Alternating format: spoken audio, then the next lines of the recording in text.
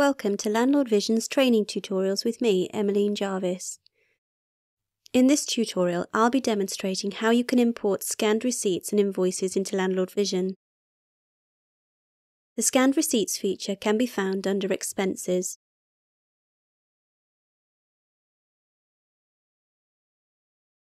To import, either click on Choose Files and navigate to where you have them saved on your device, or open File Explorer and drag and drop them onto the screen.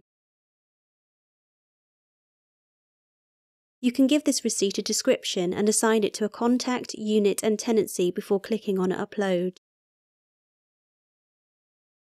Here we can see the imported receipt. To convert this into an expense, click on Add Bill. Landlord Vision will pull out as much information from the receipt as it can. Here I just need to choose the category for these line items and which property it relates to, unless it's a portfolio cost, in which case I will leave it blank. Once all fields are populated, click on Save.